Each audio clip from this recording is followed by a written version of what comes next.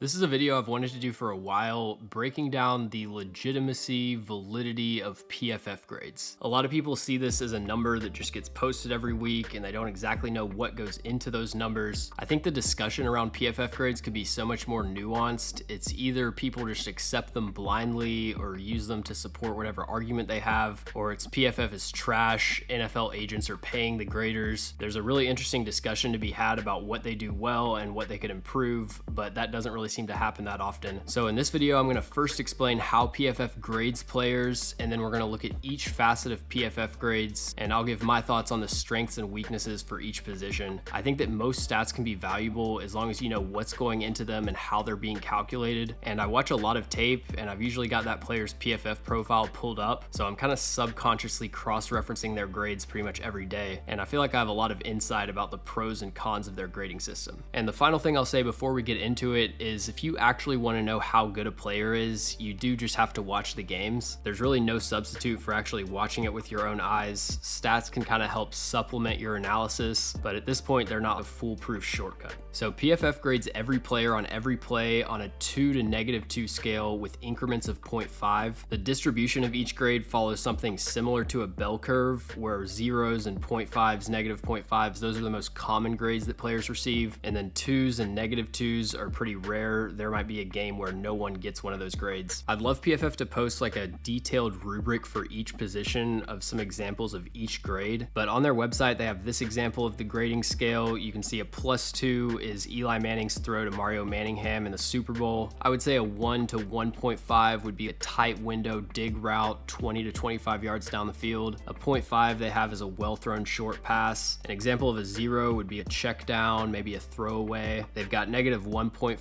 as an awful throw that should be intercepted or is intercepted. And their example of a -2 is Brett Favre's crossbody interception to lose the 2009 NFC Championship game. So on each play, every player is getting one of these grades, and then to get the grades for an entire game, they average them all out. I have some sample numbers on the screen that are just kind of randomly generated. So when we average out these snaps, we get a raw score of 0.0345. This used to be just the final grade that they sent out to the public, but it's not very intuitive. Like if you say someone has a +10.5 score for the entire season, that doesn't mean anything to anyone naturally. So a few years ago, they switched to a 0 to 100 scale. They added the step where they convert this raw score into a 0 to 100 score. Everybody went to school, so it makes sense to new customers what those grades would mean. We don't actually know what that conversion or normalization process looks like, but it's designed so that a 60 is league average. Anything in the 70s to 80s is good to great. Anything 90 plus is elite. If you're in the 20s to 30s, that's terrible. 40s to 50s is bad to below average. And then the season level grades aren't just an average of all of the individual games. We can look at Dexter Lawrence's run defense grades, for example. His run defense grade for the entire season is 87.5 at the time of this recording, but you can see he doesn't have a single game that's graded at or above 87.5. PFF gives you the option to filter by individual week, so I'll put an animation on the screen for how his grade changes over the course of the season, but the general idea here is that they're rewarding consistency and high-level production over time. If you've ever listened to a PFF podcast or something, they use this example really often. I think it's a good one, but something to the effect of a 300-yard, 3 touchdown, 0 interception performance from a quarterback would be a good game, but nothing historic. But if you did that every single game for a season, that would be one of the best quarterback seasons of all time. So that's kind of how the scaling works as they aggregate it for an entire season. If they just did a pure average, no one would have a grade above 80 or so. Now these grades are split up into pretty much every facet of the game. If you see a graphic on social media that says this cornerback's PFF grade is 85, that's usually going to be referring to their PFF defense grade. If you see that for an offensive player, it'll be offense. But what's making up those grades is for offense, passing, rushing, receiving, run blocking, and pass blocking. And for defense, run defense, pass rushing, and coverage. And most of my praises or critiques for PFF grades are going to be specific to those individual facets, but we are first going to look at some overall strengths and weaknesses of PFF grades as a whole. Some of the weaknesses that I'm going to talk about for the rest of the video aren't necessarily things that I think they can or should change. It's more just inherent difficulties with things that they're trying to do or things that you need to keep in mind when you're looking at PFF grades. So the first strength is that I think they have a really good grading scale. I totally agree with the idea of not just giving plus minuses, but distinguishing between the elite grades and just good routine plays. And then the existence of the 0 grade grade I also think is really important. There's a lot of plays that just aren't gradable reps for everyone, whether it's the backside of a run where neither of the players are really trying. And there's also a lot of expected plays like a quarterback throwing a screen pass. You shouldn't necessarily be positively graded as an NFL quarterback for throwing an accurate 3-yard pass. Another thing is that the grades account for plays that don't show up on the official NFL box score, like 2-point conversions, plays that are called back by penalty. If you get a sack, but there's an unrelated holding penalty in the secondary, that play is pretty much erased from history as far as the stats go. But with PFF grades, that player that committed the holding is going to get downgraded, and everyone else on the field that did something good or bad, their grades are going to be reflected by that. A good example here from this Thursday night game, Baltimore-Cincinnati, Zay Flowers gets a long touchdown on a screen pass. He makes 2 players miss and then outruns the rest of the defense, but he gets called back because of kind of a questionable holding penalty on Odell Beckham. If you just look up his receiving yards on ESPN or something, that play doesn't exist, but he still got the exact same PFF grade as he would have if the play counted. And then it's the same thing with 2-point conversions. Whatever happens on those plays usually isn't counted in the official stats, but it's included in the PFF grades. They also get a lot of feedback from NFL teams who pay for access to their video system, and when they pull up a play and see that someone's negatively graded, sometimes they'll give that feedback to PFF, and they are willing to change those grades. I've seen it happen pretty often where a player's grades will change a little bit over the course of the week. I think in general, the attempt to isolate a player's individual impact regardless of result, that's something that I really agree with. And as we'll get into, they don't always do the best job of it, but the overall philosophy I'm completely on board with. And then the final overall strength is that NFL stats suck. 10 years ago, if you wanted to figure out who the best and worst offensive linemen were, for example, what are your options exactly? You could find some way to DVR all the broadcasts of games that are in your area. You could go off the All-Pro and Pro Bowl, but what exactly are they basing their picks on? And then your other option, which is what I did when I was a kid, is look at Madden ratings. And it's slowly getting better, but there still aren't a lot of great options for stats for most positions. So I'm all about criticizing PFF, wanting the best stats that we can possibly get, but don't tell me that PFF grades suck and then tell me how many tackles a linebacker had. Weaknesses of PFF grades in general: number one, they don't account for level of competition. You see this a lot with their college grades. When Alabama plays whatever FCS school in like week 3, you can look down their entire roster. I would say 80% of players are going to have their highest graded performance in that game. And in a 12-game season, 193 grade can give you a major boost. So at the college level specifically, I'd love for them to have a versus FBS filter, but it also applies to the NFL. If you look at this year specifically, a cornerback that's played the Patriots and or the Giants, those are going to be their 2 highest graded games. Emmanuel Forbes, for example, has a 59.9 PFF coverage grade for the entire season. If we remove weeks 7, 9, and 11, where he played the Giants, Patriots, and the Giants, his coverage grade falls to 41.7. So the quality of competition that you're facing has a major impact on how you're going to grade out. This is also a big thing with pass rushing and pass blocking. Chase Young, for example, his 2 best performances of the season came against Justin Pugh, who, if you remember that primetime game, his intro was straight off the couch because he hadn't played football in a few years. And then his other highest graded game was against Larry Borum for the Chicago Bears, who's a backup level tackle. So you can have 2 or 3 games against really bad competition that inflates your grades for an entire season and kind of affects the way that the general NFL public views you. My ideal solution to this would be that every one-on-one matchup is weighted based on the PFF grade of the player that you're going up against. I've seen Timo Risqué, who's a PFF employee, post some cool charts on Twitter that adjust for level of competition. It doesn't have to be huge adjustments, but I think that should be factored in, especially for the true one-on-one matchups. Another weakness is that the graders don't always know the play call and the assignment. Now, I don't know that this is as big of a deal as a lot of people think it is. In general, you can usually just grade the player on what they're trying to do, and they have a lot of former NFL players, former coaches on their staff that can give insight into specific assignments. We'll get into how this affects specific positions later because it is different for each one, but I know they do default to a 0 grade if they truly can't figure out who's responsible for a coverage bust. I don't think there's enough nuance for how they grade penalties. They say that an egregious pass interference call they won't downgrade a player for. I rarely see that happen. This is even more relevant now with how bad the officiating seems to be, but I would like them to use their own judgment more, especially if Gene Steratore, one of their rules experts, comes on the broadcast and specifically disagrees with the call. They should be more willing to throw out the top 10 to 15% of bad calls, because at the individual game scale, that's one of the main reasons that I'll disagree with a PFF grade. With such a small sample size, one big negative can really tank your grade. The next negative doesn't specifically have to do with PFF grades, but I wanted to include it. I got a PFF subscription probably 4 years ago, and the website looks exactly the same as when I got it. They haven't added a single new stat, they haven't updated anything. There's not exactly a ton of great competition they have to worry about beating right now, but they have so much more data charted that I would love for them to give the public access to. And then the final weakness is the biggest one, which is that what they're trying to do is impossible. You can't isolate a player's performance or value to a single number. You can only really ever approach perfection. Now, that doesn't mean they shouldn't try. There's just so many variables that go into it that there's always going to be flaws. All right, now we're moving on to the individual facets of PFF grades, starting with passing. If you have a PFF subscription, it's not just the grades. They have a lot of other premium stats that you can't really find anywhere else. And for quarterbacks, they have big time throws and turnover worthy plays, which is kind of like the PFF equivalent of touchdowns and interceptions. A big time throw is a pass that's graded 1 or higher, and a turnover worthy play is graded -1 or lower. And in my opinion, that's a much better way of generalizing quarterback evaluation than touchdowns and interceptions. The way that touchdowns and interceptions are used when we talk about quarterbacks is like, this is how many great throws he had this season, this is how many terrible throws he had. But a touchdown isn't necessarily a great throw, and there's a lot of better throws that a quarterback can make that don't result in a score. If you throw a 40-yard dime that sets your offense up at the 2-yard line and then the running back punches it in, the quarterback doesn't get credit for a touchdown there, but that's an elite throw. And if you throw a pass that bounces off your receiver's hands into the hands of a safety, that gets recorded as an interception, but it's not a bad play on the quarterback's part. And inversely, there's a lot of times that a quarterback should have been intercepted, but the defender drops it. So instead of using these stats where we're just blindly sticking to the result of the play, to me, it's way better to have actual humans evaluate the throws and group them into their own categories. A perfect example is this touchdown from week 7, Kirk Cousins to Jordan Addison. Kirk Cousins way underthrows this, gives Charvarius Ward an opportunity to undercut it for an interception, but Jordan Addison makes an elite play, rips it out of his hands, runs it in for a touchdown. When you look at this on the official game log, it's just Kirk Cousins throws a 60-yard touchdown to Jordan Addison, but PFF charts this as a turnover-worthy play for Kirk Cousins. They give Jordan Addison a really high grade for a great contested catch, and they give Charvarius Ward a downgrade for giving up the touchdown. Looking at this at the scale of an entire game, let's compare 2 Matthew Stafford performances from this year, both of his games against the Cardinals. Week 6, he's 15 for 24, 226 yards, 1 touchdown, 0 interceptions. Week 12, he goes 25 for 33, 229 yards, 4 touchdowns, 1 pick. Now, when the First Take crew's doing their research, they're gonna pull up the game log. They'll say, man, Matthew Stafford sucked in week 6. Week 12, he really turned it around and had a great performance. But the bad week 6 performance, he had an 89.6 PFF grade, 4 big time throws. The great week 12 performance, he had a 68.0 PFF grade and just 1 big time throw.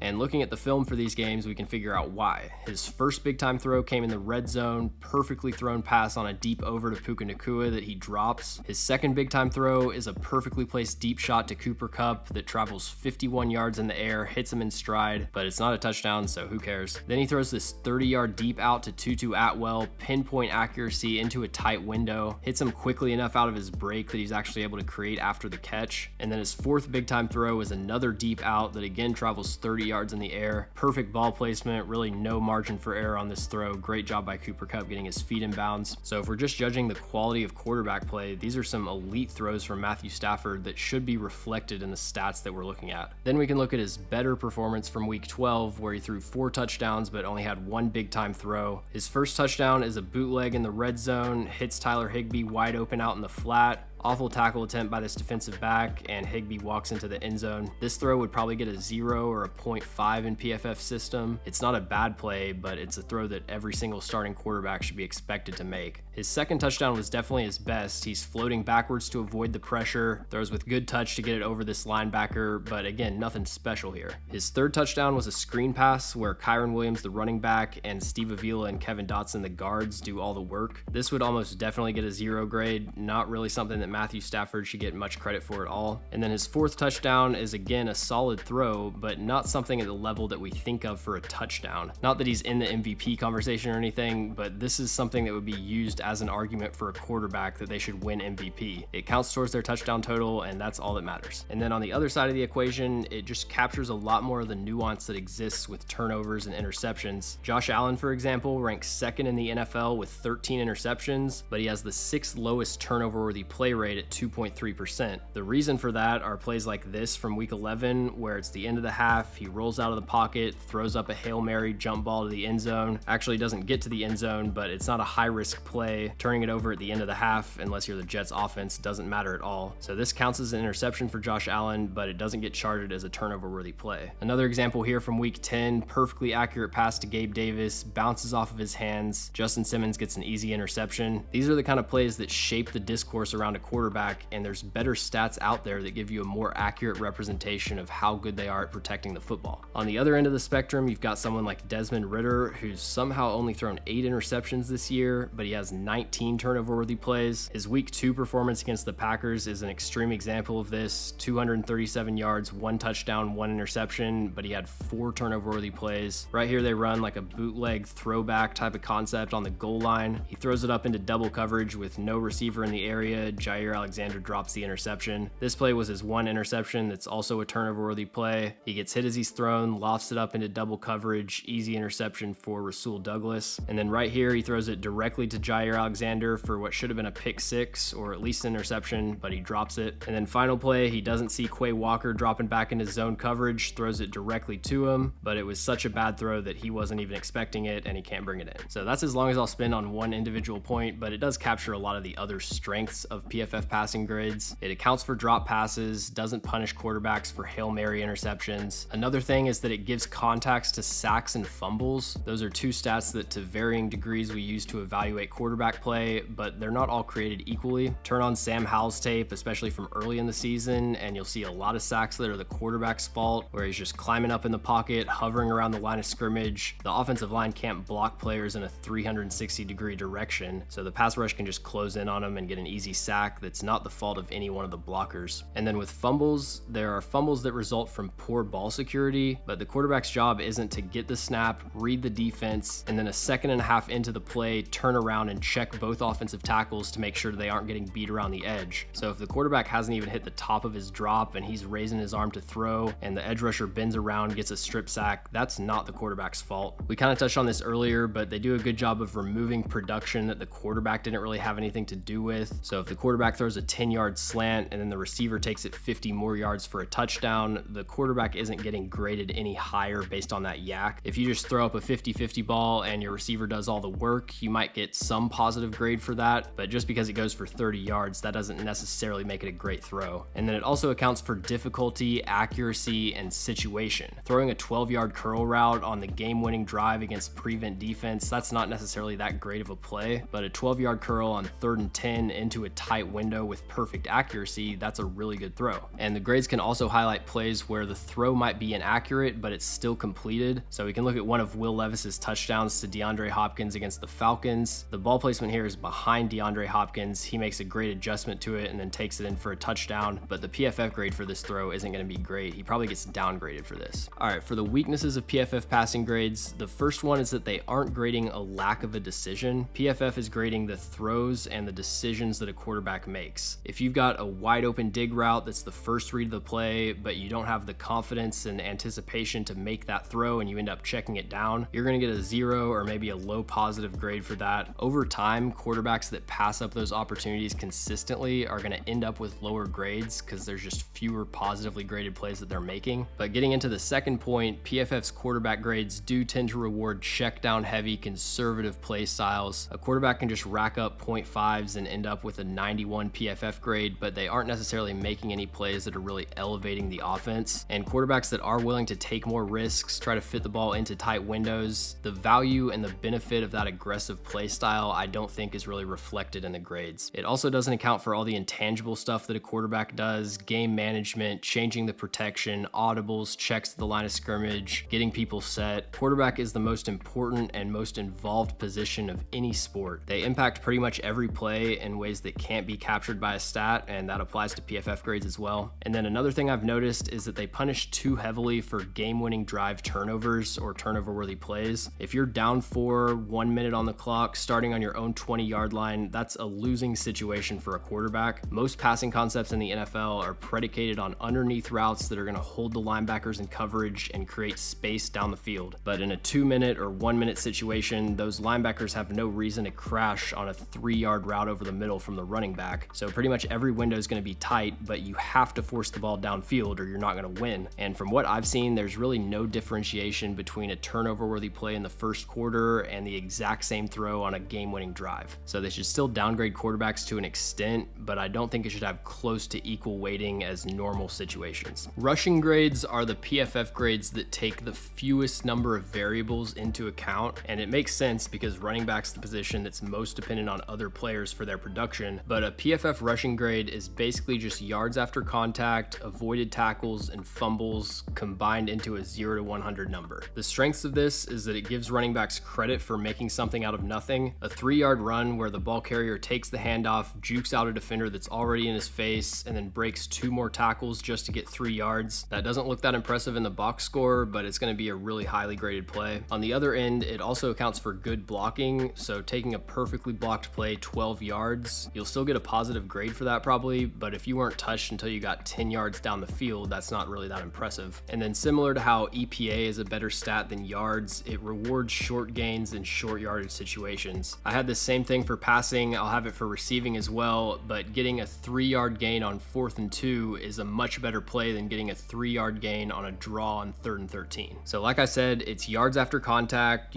pushing the pile, getting extra yards, it's broken tackles, and it's fumbles. Really the one other skill or trait that's involved in running the football is vision, and PFF doesn't account for that at all, at least directly. Now running backs with better vision are going to end up getting more highly graded plays and vice versa, but they're never going to look at a play and say, oh, he should have bounced it or he should have cut this back. And honestly, I don't think they should be doing that. I've seen people on Twitter try to evaluate running back vision. It almost always goes terribly, and the graders are still much more knowledgeable than the average Twitter user, but I don't want these people going frame for frame trying to figure out like, would a linebacker be able to slide over into this gap? And it's something that I kind of avoid outside of extreme cases. If they were to get a running back coach or a team of running back coaches ideally and just take the 10% of extreme examples where a running back is clearly not doing a good job of reading his blocks, I would maybe be okay with them implementing that into their grades, but it's one of a few of these weaknesses that I think is still something that's lacking from the grades. I just don't necessarily think there's a realistic way they can correct it or improve it. All right, moving on to receiving, you see a lot of strengths here and only 2 weaknesses, so you might think, okay, receiving is probably one of their best grades. I think receiving and coverage is by far the worst grades that PFF puts out, and this first weakness that also applies to coverage is the biggest weakness of PFF grades. Receivers and defensive backs in coverage are only given grades on targeted plays. So if a receiver runs 600 routes in a season and he's targeted 100 times, he's only getting graded on those 100 plays where he's targeted. The other 500 plays where he isn't targeted, he gets a 0. And the way it works for the grade calculation, we're going to start to see this mechanic pop up for some other facets. Every 0 grade that a receiver gets has a very, very small negative impact on their overall grade. So if a receiver just went out there and did cardio for 3 hours and ran a bunch of routes, wasn't targeted at all, they're going to get a 0 for every play. Their grade's going to start at 60, and then every single 0 is going to have a slight downgrade. I'm not sure if it would approach 0. There might be a cutoff at 20 or something, but the idea is that if you're a receiver and you're running a bunch of routes and you're not getting targeted, that probably means you're not getting open. And in general, that's true, but it's just a guess. PFF's slogan that they say all the time is grading every player every play. The receiving and coverage grades kind of discredit that to the point that I would almost say it's dishonest. You can turn on the film from any game and find examples of this easily, but let's just look at this week 11 game, Bills-Jets. We've got Stefon Diggs versus Sauce Gardner and Gabe Davis versus DJ Reed. They're both going to run curl routes about 5 yards past the sticks. Sauce Gardner sticks tight to the route on Stefon Diggs, doesn't allow any separation. Gabe Davis gets about 3 yards of separation on DJ Reed. All 4 players here are getting a 0 grade, so Stefon Diggs is being slightly downgraded, Gabe Davis is being slightly downgraded, and then DJ Reed and Sauce Gardner are getting 0s and they're being slightly upgraded because coverage is basically the inverse of receiving. But what should be happening is that Gabe Davis and Sauce Gardner get positive grades, Stefon Diggs and DJ Reed get negative grades. So this is one of the few things that I don't feel like is me nitpicking PFF grades. Only grading receivers and corners when they get targeted is throwing out so many snaps, and it's just restricting your sample size by a huge amount. Now the weird thing about this is that in their system they do grade separation. For receivers specifically, they actually have 3 aspects of their grade on each play. They grade separation, what you do at the catch point, and then what you do after the catch. Throw the Dang Ball is a great follow on Twitter. Twitter. He works for PFF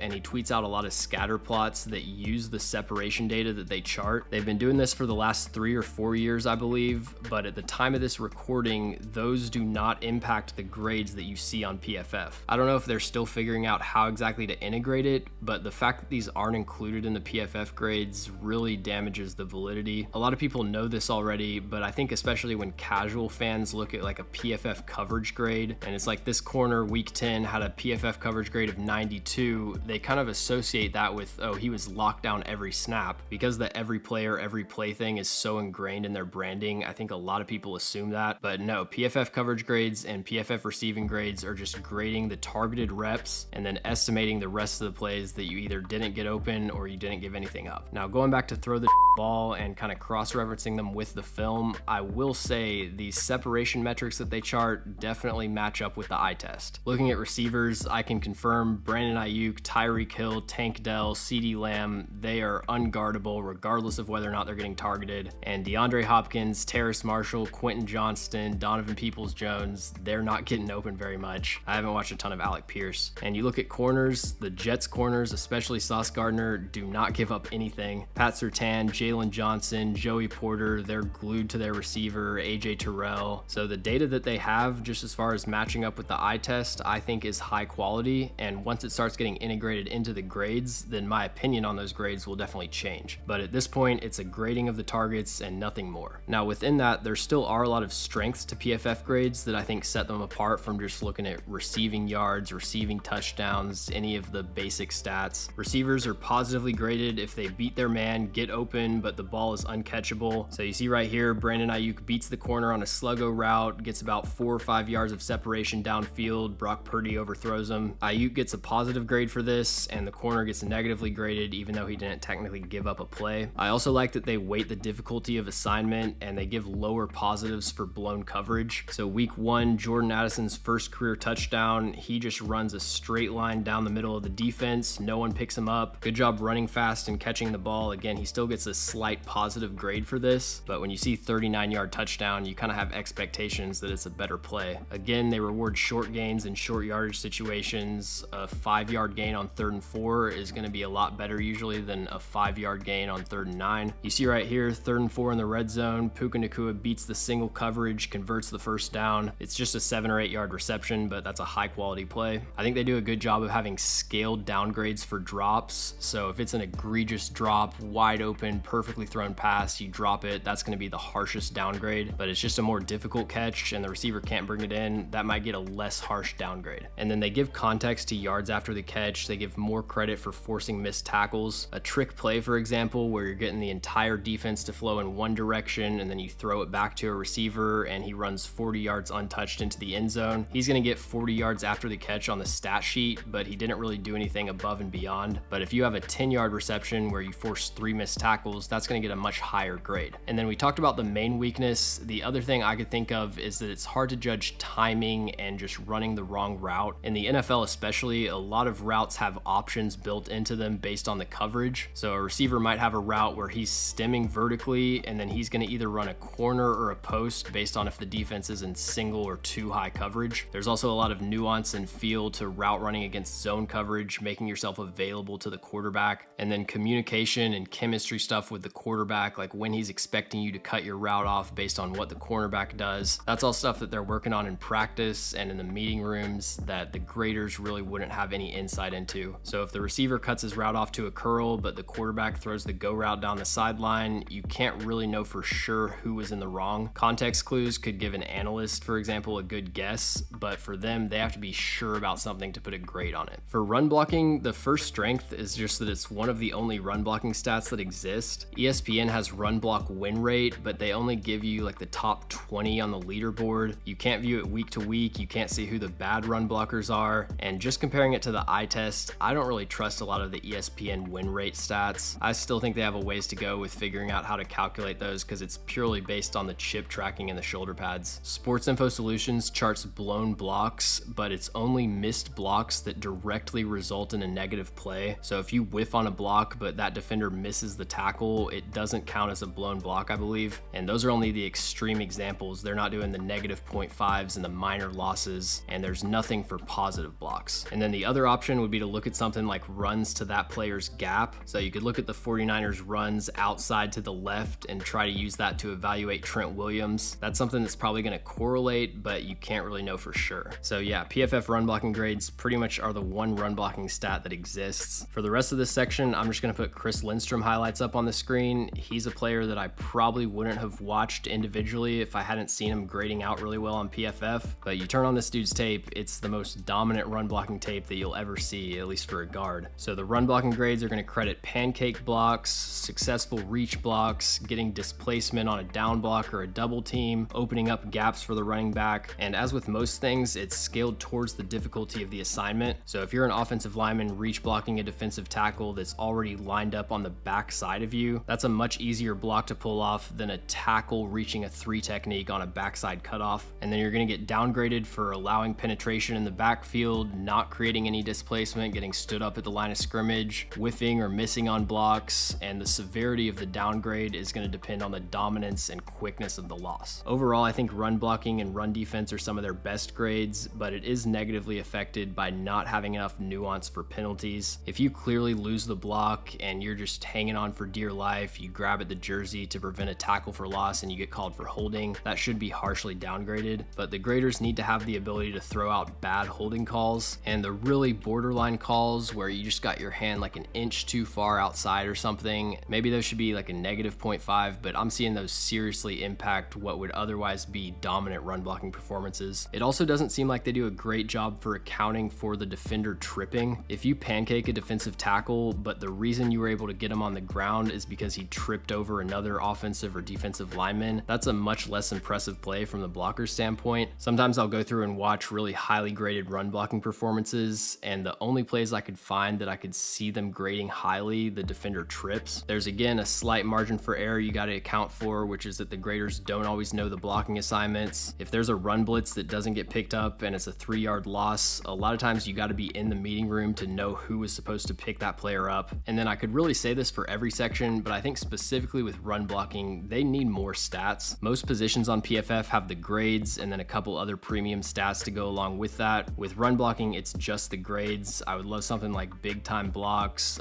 positive, negatively graded play rate, something like that. But overall, I think run blocking grades are some of their best. For pass blocking grades, I really like that they account for the speed of the loss. This applies to pass rushing as well, but if you give up a sack 4 or 5 seconds into the play, that's not nearly as bad as getting beat right off the snap. Quarterback can't even hit the last step of his drop before he gets sacked. They chart pressures, hits, and sacks, but the grades will actually account for losses that don't result in a pressure. So a pressure, according to PFF, has to actually speed up the quarterback's process, either force them to get rid of the football or bail from the pocket. If you lose immediately as a pass blocker, but the quarterback was already getting rid of the ball, you're still going to get downgraded, but you might not actually give up a pressure. And then I think they do a good job of not punishing the offensive line for quarterback sacks. We talked about this with the passing grades, but not every sack is on the offensive line. There are a lot of plays you might watch on the broadcast and think, man, the offensive line cannot hold up, but the sack wasn't on the offensive line. But pass blocking grades have a major negative, which is that it's a fault-based system that doesn't give positive grades. Offensive linemen in pass protection are either going to get a negative grade if they lose, -0.5 to -2, or they're going to get a 0. You could have a dominant, decisive win where you're putting the pass rusher on the ground, taking him out of the play, that gets a 0, or the defense could be running a stunt away from you and you have no one to block, that also gets a 0. And then the way the grades are calculated is if you were to just stack up zeros for eternity, your grade would approach 99.9, but what a blocker's actually doing in the positive direction is not getting captured. So when the PFF grades come out every week and you see an offensive lineman had like an 87 pass blocking grade, you might think that he had a shutdown performance, but I've seen so many times, especially with interior offensive linemen, where he might have graded really highly, but I go in to watch that player and he only had like 2 or 3 actual one-on-one matchups. So you look right here, Christian Darrisaw's got a one-on-one matchup with a wide 9. He shuts down the speed rush, clears him out of the pocket. This play should get a high positive grade, but the left guard right next to him doesn't really do anything. He gives a little bit of help to the center, and then he's checking to see if the edge rusher works an inside counter. But the Vikings could have 4 offensive linemen on this play, and the result would be the exact same. All 5 of the offensive linemen here get 0s, but that doesn't really reflect the difficulty of assignment. Another example here where DeJuan Jones uses the snatch trap on TJ Watt, puts him into the ground, takes him out of the play, but the center doesn't have a block blocking assignment here, he gets the exact same grade as DeJuan Jones. It needs to be scaled where you're giving the highest grade to dominant wins. You give like the medium high grade to just one-on-one matchups where you don't allow pressure. You have a slight positive grade for holding up on a double team or holding up when you have chip help. And then these plays where you don't have anyone to block, I don't even think that should give you anything positive. I think for the calculation of the grades, they should have a split for one-on-one versus assignment-related losses, blitz pickup. With basically every position, but especially offensive line, I value one-on-one matchups the most, and I'd like to see a stat that just showed a player's success rate in those one-on-one matchups. And then the pass blocking grades don't really account for scheme. If you're getting chip help to your side, or you've got a tight end lined up right next to you, and that kind of restricts the rusher's potential path, again, you're gonna get graded the exact same as someone that's out on an island having to hold up for 5 seconds. They do have slight adjustments for these things when they calculate the grades, but it doesn't seem to make a major impact. I think players like Lane Johnson or Tyron Smith, they grade out really well anyways because they're elite offensive linemen, but they have really difficult jobs. Their offenses trust them to do a lot, and I think the PFF grades could do a much better job capturing that. If you're enjoying the video, make sure to subscribe and leave a like, and also follow us on all of our social medias. The links to those are in the description. Now that we're onto the defense, a lot of these are kind of the inverse of their offensive counterparts. So run defense, run blocking, pass rushing, pass blocking, receiving coverage. So run defense is similar to run blocking in the sense that there aren't very many good run defense stats out there. Tackles are one of the worst stats in all of football that basically only tell you how much playing time a linebacker gets. Go look up Blake Martinez's career tackling stats as an example. What's great about PFF run defense grades is that it gives you credit for defeating blocks, winning gaps, redirecting the ball carrier, even when you're not doing something that would show up in the official stat sheet. So a good example here from Jeffrey Simmons in week 1. He dominates this reach block, pushes him into the backfield. The ball carrier is forced to cut back into traffic. Jeffrey Simmons doesn't get the actual tackle here, but he gets highly graded for this on PFF. And then it's also one of very few stats that captures run defense losses. You can take Mozzie Smith as an example. He's had a very disappointing rookie season as a first-round pick to Dallas. When I pull up his page on ESPN, I can see he has 10 tackles, 0 sacks. So I know he hasn't made much of an impact, but I don't know from this why he isn't getting more playing time and more opportunities. But PFF has him with a 34.8 run defense grade. That doesn't tell me specifically what he's doing bad, but it can tell me to go watch his run defense snaps and try to figure it out. And when you turn on that tape, you see him getting moved back, pancaked, reached constantly. One of his few weaknesses in college has turned out to be a major weakness in the NFL so far, which is that he does a terrible job anticipating double teams and second blockers. He'll engage with that first block, but when the second block comes, he isn't bracing for the contact and he gets knocked over very easily. I mentioned tackles being a terrible stat. PFF run defense grade gives context to the quality of the tackle. We can look at these 2 David Long tackles, for example. This first one's a solid play, but it's just an unblocked tackle. It shows his speed and his hit power, but he didn't have to avoid any blocks or keep himself clean or anything. This second one is probably one of his higher graded plays. He just demolishes Jack Stoll, sheds the block, knocks him on his back, makes the tackle on DeAndre Swift. So that's a big thing that I think differentiates the quality of tackles a player can make, not only the depth of the tackle, but what you had to do and who you had to beat to get in position to make that tackle. I think gap assignments are probably the biggest area where not knowing the play call is a negative for PFF. A lot of times you can tell, but there are some times where it's truly a toss-up, and I would have to ask the coach or ask the player to really know who is at fault. It might look like a linebacker is trying to run around a block and sacrifice his gap, but the call could be for him to slant in that direction, and it's another player that needs to be more aggressive, scraping over the top or something. I think the run defense grades are a lot more reliable for defensive linemen than they are for linebackers, and the main reason for that is differences in scheme and differences in what linebackers are being asked to do. If you're a linebacker on a team with a bad defensive line, you're going to have a lot of offensive linemen climbing to the second level, and so you're going to be in a lot of situations where you're having to shed blocks. And something that gets negatively graded as a linebacker is letting a blocker climb to you and getting stuck to that block. There's a lot of linebackers in other schemes that aren't really ever put in that situation because the defensive line's occupying blocks and keeping them clean, so they can just rack up positively graded plays by shooting gaps and making unblocked tackles in the backfield. And they say that they scale the downgrades based on how bad the missed tackle is. I think they need to scale it a little bit harder. Some of these really fast and aggressive linebackers that shoot gaps and get to the ball carrier out of control, they're gonna miss a lot of tackles, but the fact that they were even in position to miss that tackle and force a cutback or force the running back to slow down, that's having a positive impact on the play. So there are times that a linebacker isn't able to finish the tackle valuable, but I even think he should get a slight positive grade because he's funneling the runner to other defenders to clean it up. Pass rushing grades are the best grades that PFF puts out in my opinion because it's pretty much a binary win-loss dynamic. They give higher positives for quick wins, they give lower positives for wins that take longer, and they also give lower positives for stunts, coverage sacks, pursuit sacks, cleanup sacks, unblocked sacks, pressures, all of that. And I think their introduction of pressures and pass rush win rate instead of just looking at sacks has been extremely valuable. Pressures on their own are valuable for a defense because they speed up the quarterback's process, they can force bad decisions, but in terms of evaluating an individual player, pressures and pass rush win rate are a lot more stable year to year. Turning a pressure into a sack is reliant on a lot of things that are outside of the pass rusher's control. So if you beat the offensive tackle in front of you, but the quarterback has a check down he can hit, you're not going to get a sack, you're going to get a pressure. But if you have the exact same win and the quarterback doesn't react quickly enough to hit his check down, you're going to get a sack. Really, I guess there's something to be said for finishing the tackle, obviously, but from a pass rushing perspective, that's the exact same play. To look at some examples of the highest graded pass rushing plays, you can really just turn on Myles Garrett's tape. This first one, he gets a quick win on an inside spin move, gets the sack on Lamar Jackson. The highest possible graded play for a pass rusher is a quick win where you're defeating the block and then you finish that off with a strip sack forced fumble. So you see right here, he does this in and out stutter step, rip underneath, bend around the corner, gets the sack on Gardner Minshew and forces the fumble. But the pass rushing grades also capture high quality wins that don't result in sacks. So the famous crossover play against Cincinnati where he's going between the legs pre-snap, that play didn't actually end with a sack. He beat the block immediately, forces Joe Burrow to step up into the pocket, and then the rest of the pass rush was able to come off their blocks and finish the sack. Of all of the Browns defenders on this play, Myles Garrett was the highest graded, but he didn't record an official stat. And then I also like how they filter out low quality pressures and sacks. A good example of this is Trayvon Walker from week 12. He had 6 pressures and 1 sack on 31 pass rushing snaps, but his pass rushing grade was just 46.8. So I went back and found all of his pressures from that game. This first one is a play action bootleg to his side. The Texans are leaving him unblocked. He runs into the backfield, forces CJ Stroud to get rid of the ball. I don't know if they would give this a 0 or a 0.5,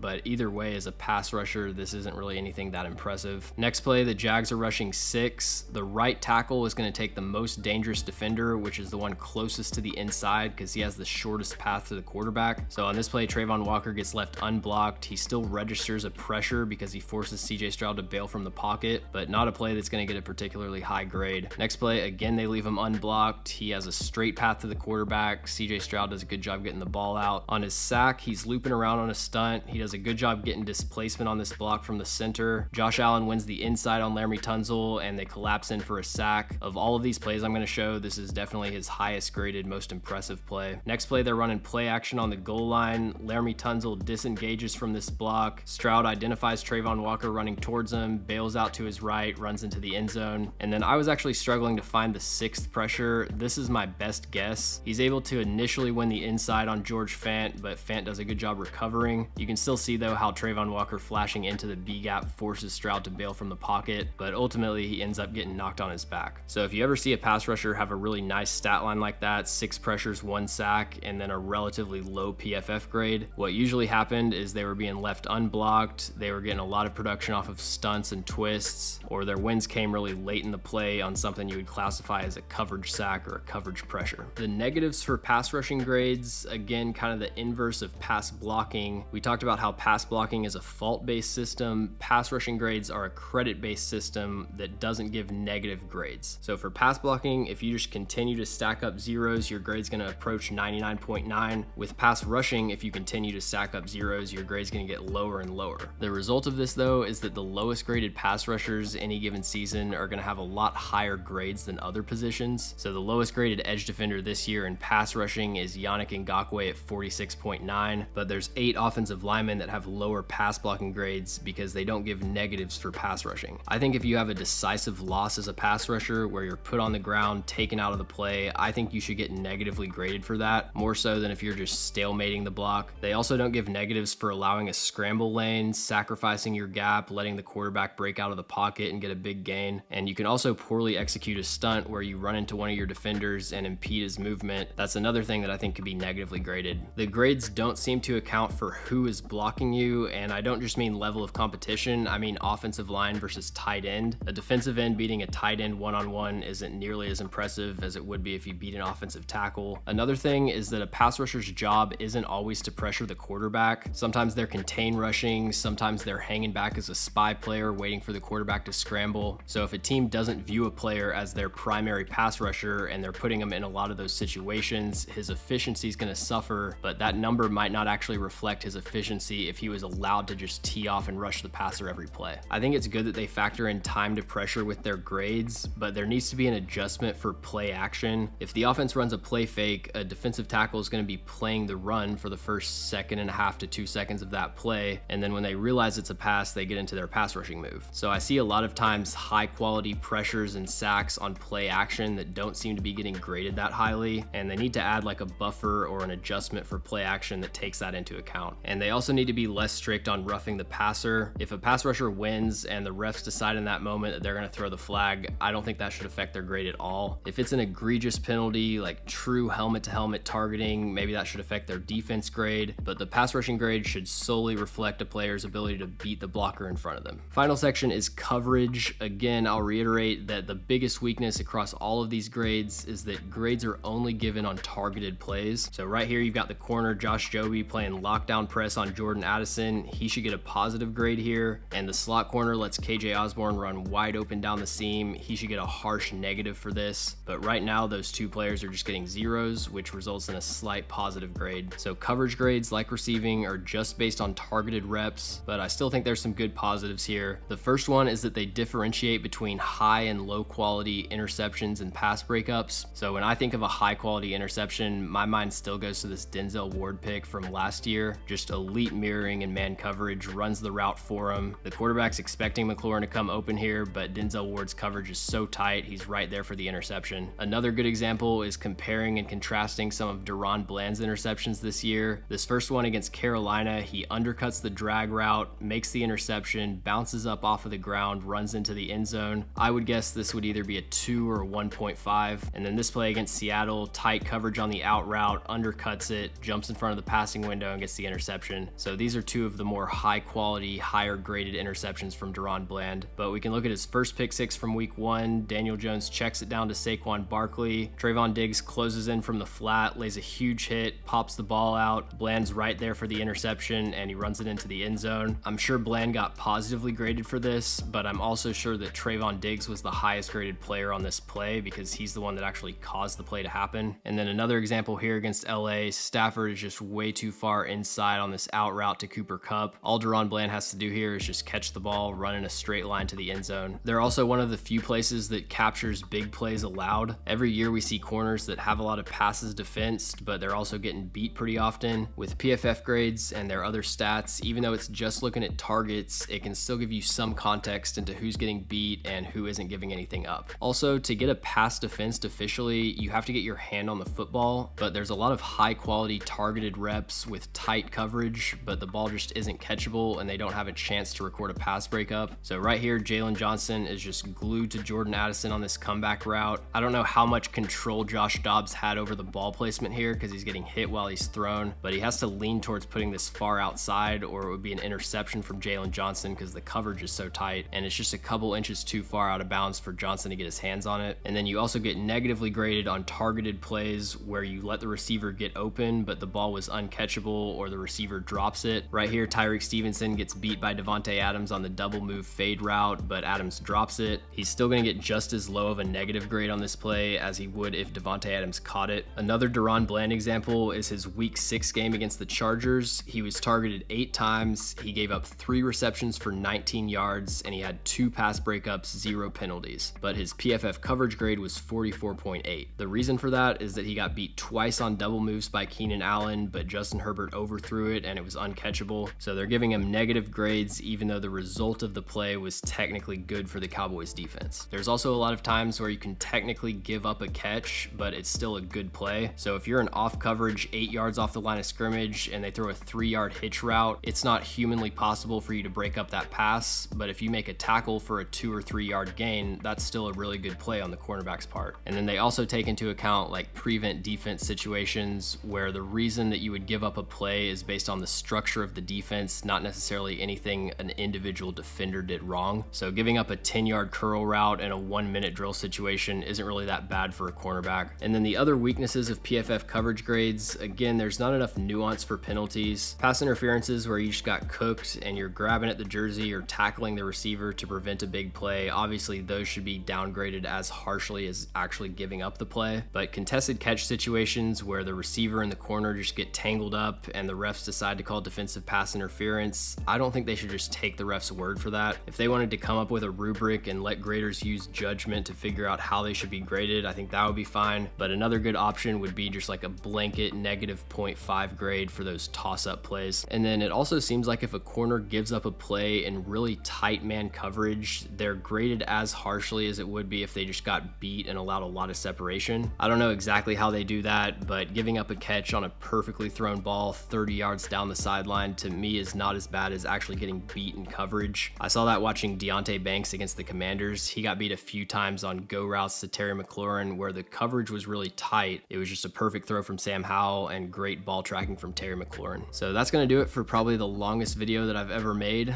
but I felt like I had a lot of insight and a lot of opinions on this topic. I think overall, like I said at the beginning of the video, most stats are useful as long as you know how they're being calculated and what's going into them. I'll put a link in the description to an article from PFF that kind of breaks down how they grade each position. I'd like for them to come out with a more detailed one and also promote that one more, because I think there's a lot of people that just don't know how they come up with PFF grades. And yeah, to me, by far the biggest issue is the coverage and receiving grades only counting plays where that player's targeted. Outside of that, I have a lot of criticisms if I'm comparing them to like the perfect stat, but compared to the other statistics we have available to us, in most situations, they're going to be the best thing we've got.